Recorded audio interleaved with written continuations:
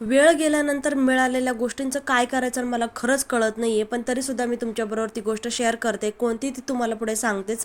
त्याआधी मिशोवरून मी हे व्हायरल पार्सल मागवलं होतं. म्हटलं बघूया तरी कसं येते. तर मला तरी ते जरा युजफुल नाही वाटत आहे, पण तुमच्याबरोबर मी शेअर करते. तर मी हे मशीनला टाकलं होतं, कारण कपडे जेव्हा स्विंग होऊन येतात तेव्हा ते खूप जास्त त्यांच्या हे झालेले असतात, फसलेले असतात एकमेकांमध्ये. तर बऱ्यापैकी वरचे वरचे कपडे तरी एकमेकांमध्ये फसलेले नव्हते, बऱ्यापैकी फसलेलेच होते ते. मला तरी हे प्रोडक्ट युजफुल वाटत नाही आहे, पण का का याचं इतकं व्हायरल झालं प्रोडक्ट मला खरंच कळत नाही आहे.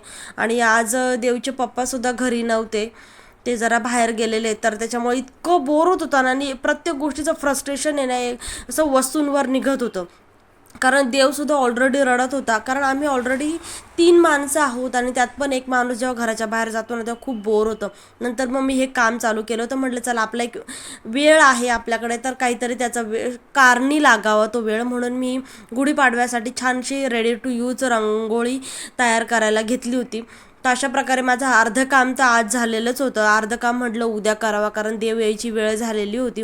आणि त्यानंतर मी तुम्हाला असं सांगणार होते की रेडी टू यूज रांगोळीसाठी ना खूप चांगल्या वस्तू लागतात, ज्या की मी तुम्हाला नंतर शेअर करेलच. आणि हीच ती गोष्टी ज्या मला वेळ गेल्यानंतर भेटल्या. ही जी फोटोज होते ते आमच्या मित्राच्या मोबाईलमध्ये होते, आणि ते मला त्याने काल दिले. आता काय करावं ह्याचं मला सांगा.